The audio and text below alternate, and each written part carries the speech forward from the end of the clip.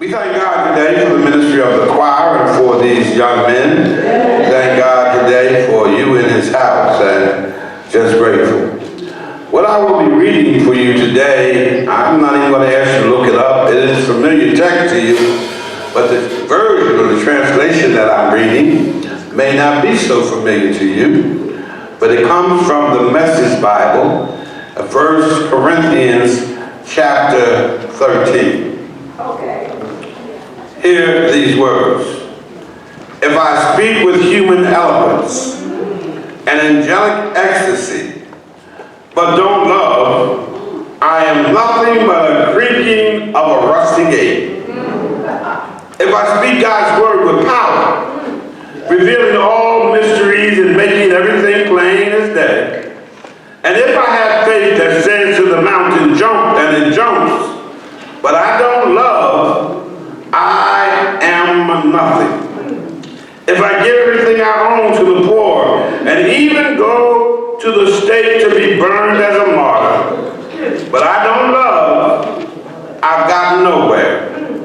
So, no matter what I say, what I believe, and what I do, I am bankrupt without love. Love never gives up. Love cares more for others than for self. Love doesn't want what it doesn't have. Love doesn't strut. Love doesn't have a swelled head. Doesn't force itself on others. Isn't always me first. Doesn't fly off the handle. Doesn't keep scores of the sins of others. Doesn't revel when others grovel. Takes pleasure in the flowering of truth. Puts up with everything. Trusts God always. Always look for the best. Never looks back, but keeps going to the end. Love never dies. Inspired speech will be over someday. Praying in tongues will end. Understanding will reach its limits. We know only a portion of the truth. And what we say about God is always incomplete. But when the complete arrives, our incompleteness will be canceled. When I was an infant at my mother's breast, I gurgled and cooed like any infant. When I grew up, I left those infant ways for good. We don't yet see things clearly. We're squinting in a fog, peering through a mist, but it won't be long before the weather clears and the sun shines bright. We'll see it all then, see it all as clearly as God sees us, knowing him directly just as he knows us. But for right now, until that completeness, we have three things to do to lead us toward that consummation. Trust steadily in God, hope unswervingly, love extravagantly, and the best of these three is love. The look of love. The look of love. Let us pray. Come, Holy Spirit, speak to us, speak through us. Let the words of my mouth and the meditation of my heart be acceptable in thy sight, O Lord, my strength and my Redeemer. You know, this time of year, Hallmark and Lifetime channels show Christmas movies 24/7. And then these Christmas movies are always about somebody falling in love. Somebody going back home, hooking up with an old boyfriend and falling in love. These romantic stories, I'm going to be honest with you, I don't really care for them. They don't float my boat. But they play 24. But what I do like, I will confess, is a good love song. And I've always liked it through the years. When I was a little boy, I liked it. When I became an adult, I liked them. When I got to know something about that romance, I liked them even more.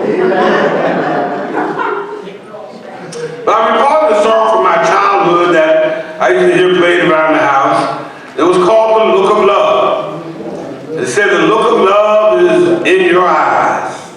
The look your smile can't disguise. The look of love saying so much more than words could ever say. And what my heart has heard, it'll take my breath away. I can hardly wait to hold you. Fill my arms around you. How long I have waited just to love you. Now that I have found you, don't ever go.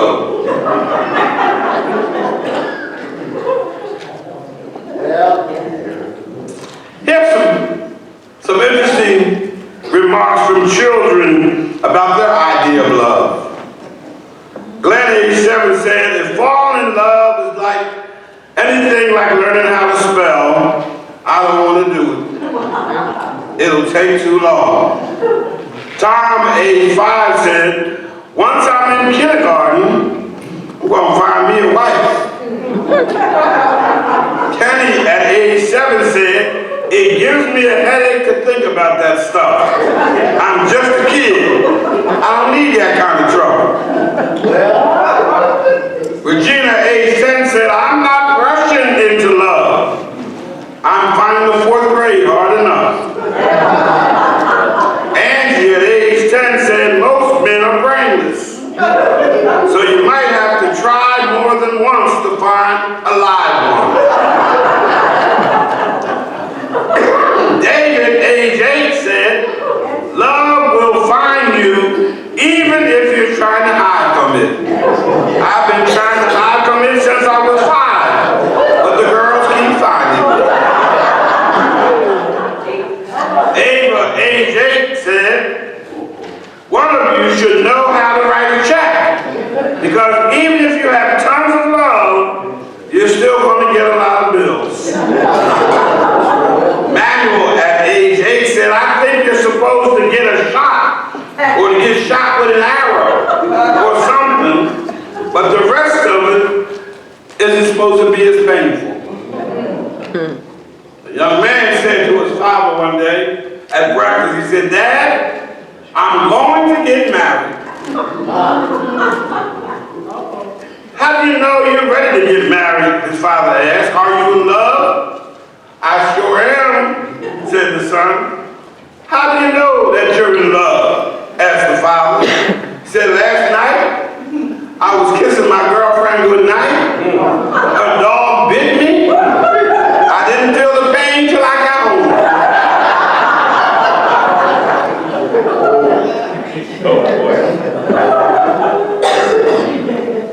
But we as believers know that love is not just something that happens between a man and a woman. Love reaches out to all people, regardless of sex, age, rank, or whatever. And it is the way that all Christians should live. In the 1986 movie Crocodile Dundee, Dundee, of course, is from Australia, and he visits New York City for the first time. He's being accompanied by a female newspaper writer, and suddenly he finds himself cornered by a gang of young thugs. And when Crocodile Dundee does not give them his wallet, one of the hoodlums pulls out a switchblade and threatens Dundee. Dundee simply reaches behind him, and while saying that's not a knife, and he pulls out a large 18 Bowie type knife. He said, this is a knife. Brothers and sisters, when we read Corinthians 13, we can almost hear the Apostle Paul saying to the Corinthians about the world, that's not love. This is love. The world's version of love is not love. Most of the time, it deals with lust. You know what I'm talking about. That was that feeling you had when you said, I love her and I can't be without her. That was love. That was the feeling you had when you said, he is all that in a bag of chips, and I sure would like to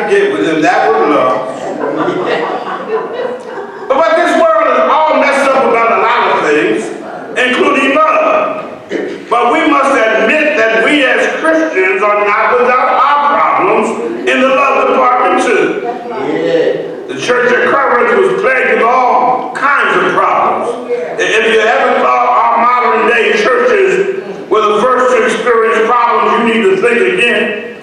The church at Corinth had plenty of problems. The church was something of a mess.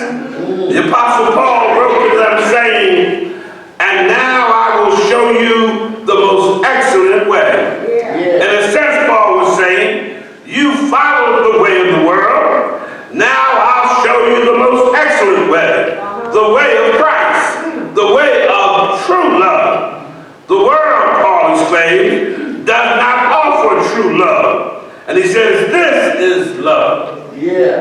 Well, let us examine this more excellent way of love in three ways. First, I want us to consider the preeminence of love. Our text from the Message Bible says, if I speak with human eloquence and angelic ecstasy, but don't love, I am nothing but a creaking of a rusty gate. If I speak God's word with power, revealing all the mysteries and making everything plain as day, and if I have faith that says to the mountain, jump, and it jumps, but I don't love, I am nothing. If I give everything I own to the poor and even go to the stake to be burned as a martyr, but I don't love, I've got nowhere. So no matter what I say, no matter what I believe, no matter what I do, I am bankrupt without love. Amen. The word preeminence means that which is superior, the best thing in life. And love is preeminent to everything. A certain husband was really downhearted. He said, everything in my life has gone wrong. My house just burned to the ground. My daughter eloped with a bum. My wife has left me. All my credit cards are maxed out. My checking account is overdrawn. My cholesterol is sky high. I'm about to have a nervous breakdown. The bank is foreclosing on my mortgage. And the Mets just lost 2-3 in the ninth inning. Imagine that. 2-3 in the ninth. Now it sounds like to me that all those bad things that happened to this man because his priorities were all mixed up. Baseball was the most preeminent thing in his life. Look, the NFL is headed toward the playoffs. The NBA is hitting its stride. And then before we know it, it will be baseball season again. Then fishing, gardening, golfing, and of course eating and shopping are always in season. And important to people. Brothers and sisters, we all have our own priority list in life. We all have our own idea as to what is most important in life. But Paul is saying in these verses that love should be the preeminent thing in our lives. Loving people should be one of the most important priorities in our life. Romans said, let no debt remain outstanding except the continuing debt to love one another. For he who loves his fellow man, Romans says, has fulfilled the law. Ephesians says, be imitators of God. Therefore, as dearly beloved children, and live a life of love just as Christ loved us, and gave himself up for us as a fragrant offering and sacrifice to God.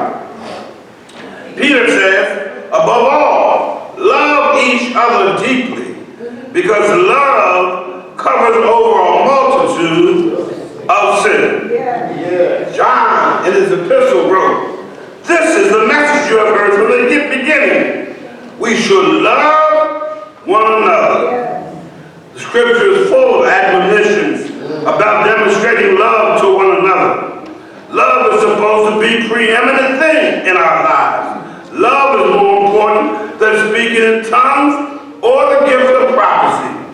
Do you speak in tongues? I can say buenos dias, como está. Not too many more words after that. Which is Spanish for hello. How are you? But regardless of the kind of tongue you speak, Scripture says it means nothing without a heart of love. Yeah. So even if you got up here and started speaking in an unknown tongue, waving your hand and dancing around, it doesn't mean much if you don't love or don't know how even to love. Yeah. One of the things that always troubled me was some folks in the church are as mean as they can get. Well, they're mean. They know they're mean. They like being mean. They're even challenging in their meanness.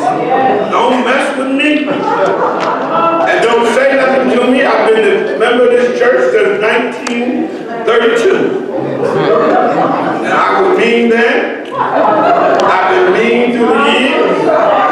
And I'm mean right now. And if you don't get out of my face, I'm going to show you just how mean I can be.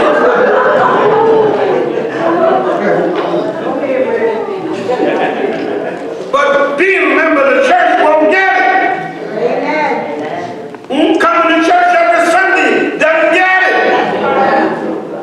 Putting your money in the plate doesn't get it. Because unless you know how to love, Scripture says you've done absolutely nothing. Young minister said to an older minister, I love to preach to my people. The older ministers replied, but do you love the people to whom you preach? You see, I don't care if you can speak 20 different known languages or the angelic language or can communicate with the best of them. It means nothing without a heart of love. Without love, our speaking is just a bunch of noise. Love is more important than knowledge.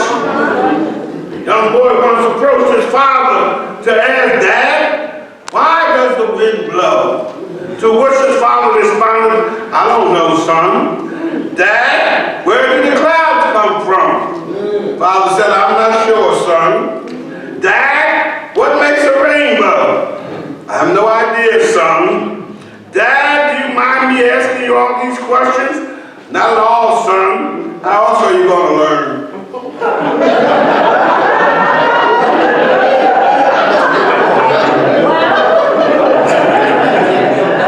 Some educated people, some people rather are educated and some just act educated. But regardless of our education, high school, college, doctorate, the most important education we can get is how to treat each other with a heart of love. Christ came to teach us how to love one another. 1 Corinthians chapter 8 says, chapter 13 says, don't strut, don't have swelled heads, don't force yourself on others. It isn't always me first, doesn't fly off the handle, doesn't keep scores of sins, doesn't revel when others gravel, takes pleasure in flowering of the truth, puts up with anything. That's interesting, because folks, the day you say they're in love with somebody will let you know there's a limit. I love you, but you ain't putting up with your mess. Be sure that. Amen. And that's why the divorce rate is so high as it is today. You know, we looked at our foreparents and they put up with some stuff. They scratch their head. Some of us sit there and say, well, when I get the age, if my spouse do me like that, I ain't putting up with that. Pack my bags and go. But like I tell all couples, listen, if you're in a relationship and it's a long one, trust me, there's enough mess that happens in that relationship that all of us can put up our bags and go. But what makes you stay? Well, love makes you stay. Love was willing to put up with some stuff. You don't act right. You don't always talk right. Sometimes you make me mad. Sometimes I'm frustrated.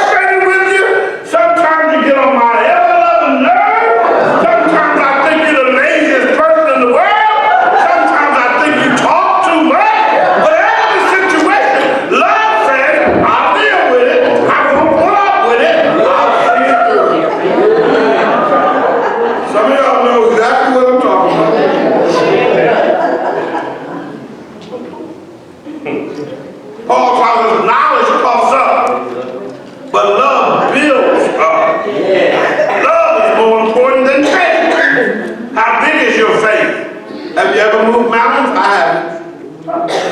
I have trouble moving anthills. But I've run into some Christian people who were always positive, always on top of the world, always believing that everything is working out for the good. They always seem to trust the Lord in everything. W. Carl Ketcherside was a man of great faith. He came out of a non-instrumental church, the Church of Christ.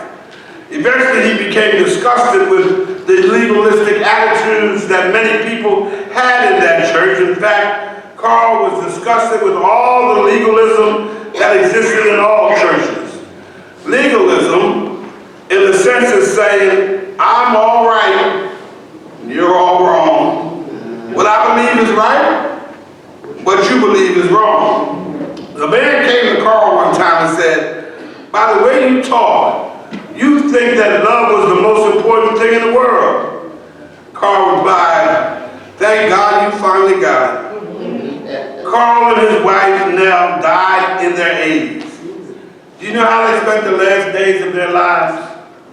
They ministered to the down and out of the inner city of St. Louis, Missouri. Carl would talk to drug-addicted addicts and prostitutes about the Lord and how he could change their lives for the better. Carl and his wife examined the truth that love is even more important than great faith. But in my book, they possess both. You see, no matter what you talk about, speaking in tongues, preaching faith, missionary work, whatever, love is more important than them. It should be the controlling force in our lives. If we don't love people, then what do we do? Or what do you say? When God asks you the question, do you love me? Secondly, let us consider the performance of love. Our love should do something, otherwise it isn't love. My father was a hustler. Not in the same sense that we mean it today. He hustled copper, brass, iron, searching the community at industrial dump sites to find these things. He drove an old pickup truck with an 8-cylinder engine, and he had to get under it and change his own oil. He would grease the fittings and do most of the labor, even major repairs. See, back then most people were their own mechanics. We did things for ourselves, worked on our own cars and trucks. My dad taught my brother Greg and I how to change oil, how to change spark plug, ignition points, replace a starter, an alternator, voltage regulators, and other things. In fact, my father and I took out an engine of a car that I blew the engine in and built another one. I got excited about my car. Every time we work on it, I try to make it run faster. My dad would come along and say, look, leave that car alone, it's running all right.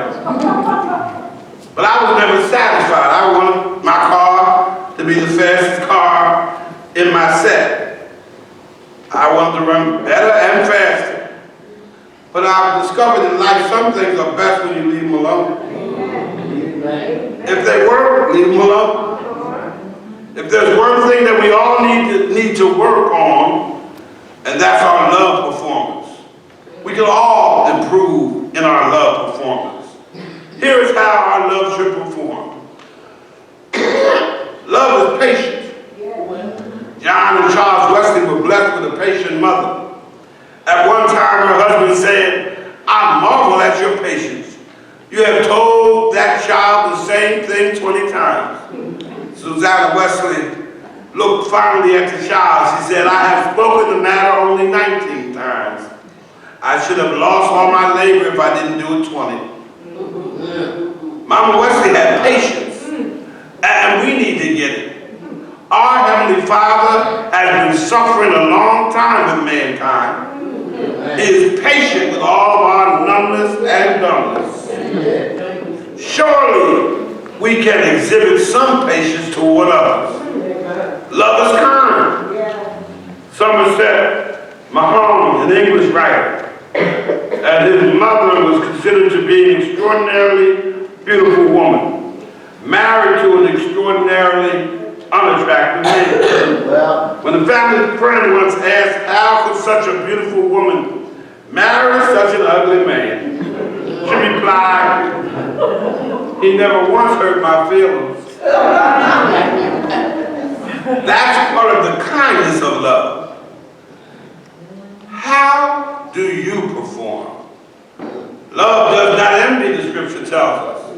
A preacher by the name of B.F. Meyer held meetings in Northfield, Massachusetts, and large crowds came to hear him. Then the great British Bible teacher G. Campbell Morgan came to Northfield, and the people were soon flocking to hear this brilliant exposition of scripture. Meyer confessed at first he was envious. He said, "The only way I can conquer my feelings is to pray for Morgan daily, which I do." Brothers and sisters, there will always be someone out there whom we will envy. Perhaps just a little, and maybe a lot. Someone will always be smarter. I know you think you're smart.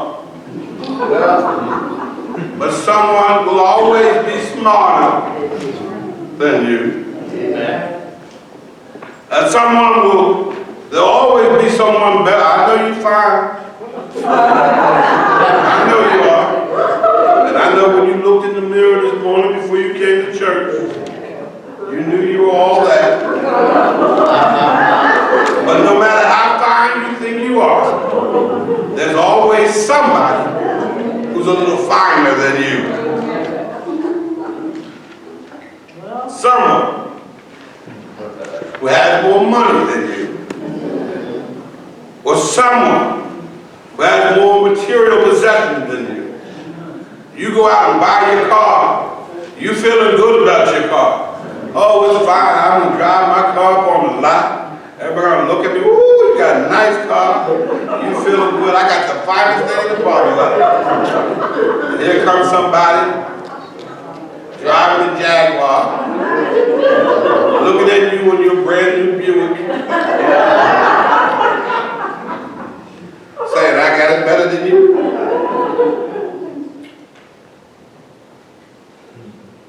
There's always somebody that we know who we may feel like doesn't deserve that job, that house, that car, that boat, that income. They're no better than I am. Why should they have that? But you see, love doesn't envy.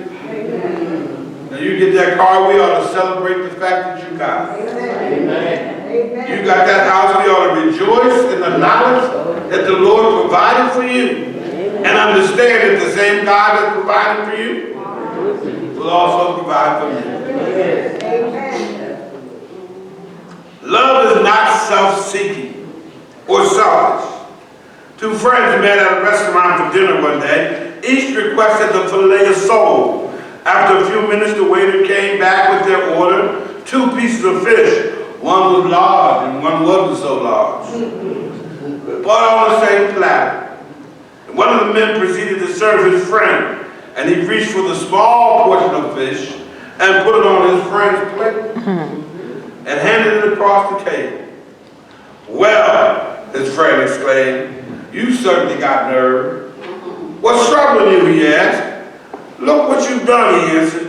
"You've given me the little piece of fish and kept the big one for yourself." "How would you have done it?" he said. He said, "Well, if I was serving, I would have given you the big piece of fish." He said, "Well, I've got it, haven't I?" At this, they both laughed. But love is considerate of others. Love thinks about others. Love is not about me, and that's the problem with our romance today. It is generally about us. I gotta feel you. And I'm not feeling you this morning, so don't bother me. Guess what? Love is not about you. It's always about the other person. Amen. Amen. Some of us have trouble. We think our stuff belongs to us. but it belongs to God. And He gave it to you to serve others. Yes. Lastly, let us consider the performance of love. The permanence of love. A funeral happened to pass by an armored truck at an intersection. Since the truck couldn't get through the procession, the driver decided the best thing to do is what John Oliver did. Pulled his truck and got into the funeral procession himself. And onlookers saw the armored truck in the funeral procession, said to a friend, "You know what? Looks like you can take it with you."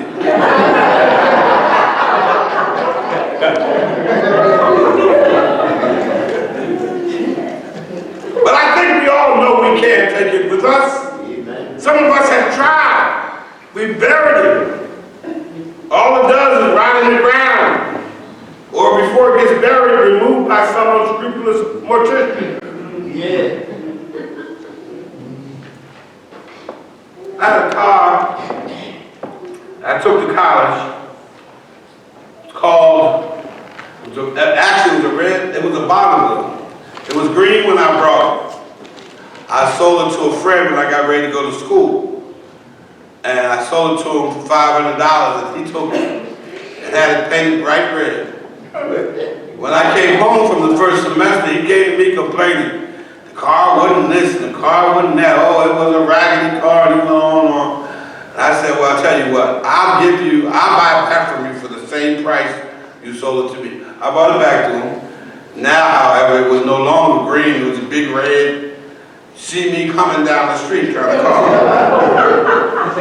I drove that big old Pontiac 1967 Bonneville from Pennsylvania down to Alabama. It was my car on campus. When I got on campus, and everybody saw me driving this big old Pontiac, they began to call my car the airplane. and they would say, "Come on, we're going to catch a flight with Jeff."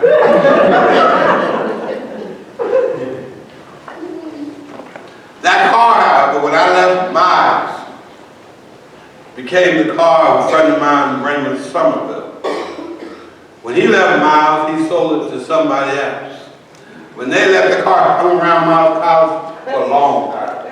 I went down one year for a meeting in Birmingham, went on campus. Sure enough,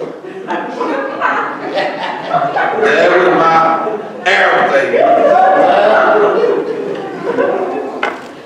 Then a few years after that, I went again. I went on campus to see the car, and it was gone. It was nowhere to be found on campus. But I had a friend of mine who was a student and now a teacher. I said, "What happened? You know what happened to my car?" He said, "You mean the airplane?" I said, "Yes." He said, "That thing's dead." It hung around for a long time. It went from student to student to student, but eventually it just died. Every car I've ever driven has or eventually will bite the dust. Yes, we are. I don't know the history of every car that I own and passed on, but I know what happened to them. You are a student. You see, that car you love so much eventually will turn to dust. Yeah. That car you care so much about that you wash and polish and shine and keep in your garage and don't let rain hit it. When rain does, you need to go wash it off and don't let dust fall on it. You wipe that away as soon as you can. You're out at night. I used to have a man when I lived at home with my parents. We would watch him 2 o'clock in the morning. My brother and I would be looking out the window and he would be out there washing his car. I don't care what you do to it. That car is going to die one day. It's going to turn to rust one day. Nothing in life is permanent. Not money, not cars, not houses, not books, not anything this world offers. Amen. Thomas Mann, a German writer who won the Nobel Peace Prize for Literature in 1929. He always worked on each book for a very long time. And even when the manuscript was supposed to be ready, he continued to work on it. When he kept changing things in his book, The Magic Mountain, his publisher finally called him and wailed at him, "We'll never get this book out. You've been working on it for an eternity." he calmly replied, I am writing for eternity. You see, brothers and sisters, even though Thomas Mann said he had been writing for an eternity is doubtful, the words of man do not last forever. I don't care how hard we try. That's why you can go to the great buildings in Egypt and Rome, and there's some words left and others gone, because nothing lasts forever. Scripture says heaven and earth will pass away, but my word will never pass. You see, the only sure, eternal, permanent thing in this life is the word of God. There is something, however, that we do which is eternal. Love never dies. Scripture says inspired speech will be over someday. Praying in tongues will end. Understanding will reach its limit. Bishop Walters of the AUME Church was a great preacher. And he preached at Mount Zion CME Church in Shinerville when I got my first ordination back in 1975. I listened to him preach many times and marveled at his insight, his memory, and his ability to illustrate Scripture. But as good as Bishop Walter's sermons were, I don't remember anything he ever said. In some ways, that's sad, isn't it? However, I remember something very vividly about him. I remember going out of the church after the ordination service, and his adult children were just hanging on him. They were hanging all over him. Do you know what that meant to me? It meant that they loved their daddy. And why did they love their daddy? He must have loved them dearly and demonstrated his love to them. That, my brothers and sisters, is eternal. Love never fails. Love never ceases. Love, genuine love, lingers on into eternity. Most of us will be remembered for the love that we have demonstrated or shown on people. Great preaching is wonderful. It's edifying. It's encouraging. It's helpful. But great loving is even more wonderful. And it's the last, and it will last and last and last. You see, when we're dead and gone from this world, will we remembered most for our acts of love rather than our talents and abilities. Yeah. Some of us right now, when we think of those gone before us, we remember how they felt and how it felt to be with them. Love is a permanent thing.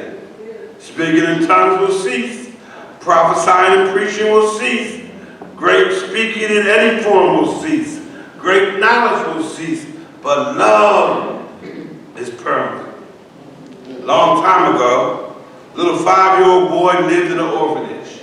He habitually stole from other children. The superintendent of the orphanage tried talking to the boy, but it didn't work. He just kept right on stealing. The superintendent tried all kinds of discipline, but nothing seemed to work.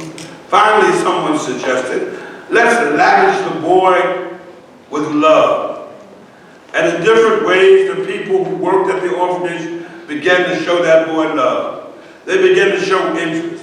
Suddenly, for no apparent reason, the boy stopped stealing. Love never fails. Amen. The love of God has never failed, and our love will never fail. All we need to do is commit ourselves to the life of loving one another.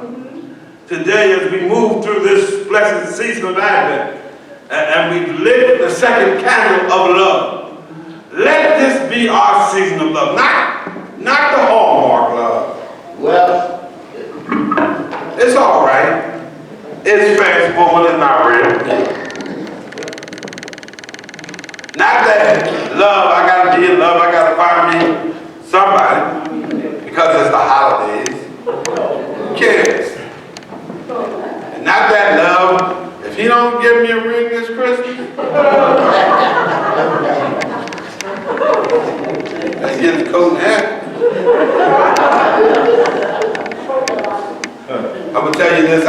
trouble when I get home. I'll tell you that anyway.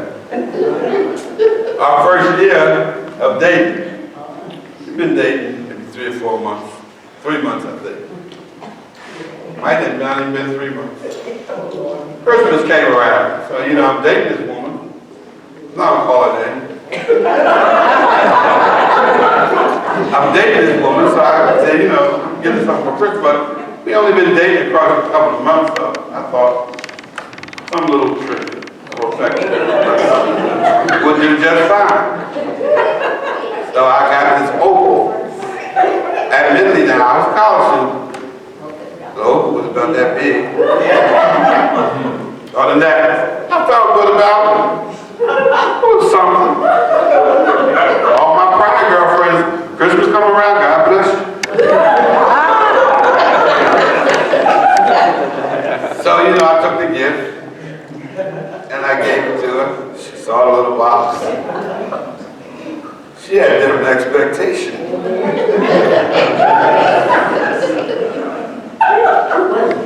She opened up the box. She didn't have to say with her lips. Her face said, is this home? I didn't call her name. Nobody's name. Somebody that I was dating at the time.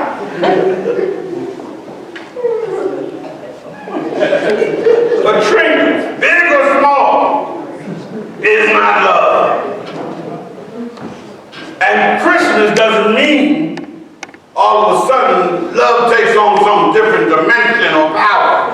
Love is the same today, yesterday, tomorrow, and forever. It changes not. And the degree of love is only limited by our ability to be open to the power of love. You can love folk you never thought you could love if you just open up to the power of love.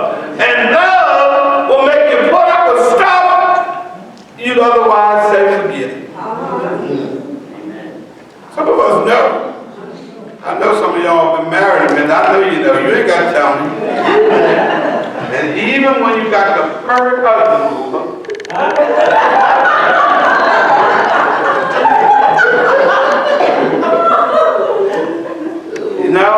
Clyde, when you got the perfect wife. When you got the perfect spouse. Stuff happens. Mess occurs. Jerry looks always pleasant and peace and happiness. I bet you there have been some moments down there. Because that's what happens in relationships. But what makes that relationship sustainable and what keeps it going is the love found in Christ Jesus that says, I'm going to love you, come rain or shine, I'm going to love you like Jesus loved me. And because Jesus never stops loving me, I can never stop loving you because Jesus always puts up with me. I can always put up with you. Yeah. Hang on, but I know him and Louise had some doubts. It happens. As calm as Judy is, and as soft-spoken as her husband is, I guarantee you they've had their moments. Amen. But what keeps us? Love. Is love. That's one thing I like about these two. It seems like they ain't love. I don't know that they are. Sure seem that way to me. Love never fails. And that's the thing I want you to understand. When you say you love, love has no ending. It does not stop. So when we start saying, I used to love him, either you still do or you never did. Amen. I used to love her. It wasn't love that you were talking about. That was you still love her. That's the challenge of love. But this is the season of love, not Hallmark love. See, Hallmark love is to get you to come and buy a few more cards and watch a few of their movies. Yeah. Now I'm talking about genuine love. Love that will exist every day of the year, 24/7. And when you love like that, your life is always full. Not perfect, but full. So, as we celebrate the second Sunday of Advent, the Sunday of love, brothers and sisters, let us love one another. God bless.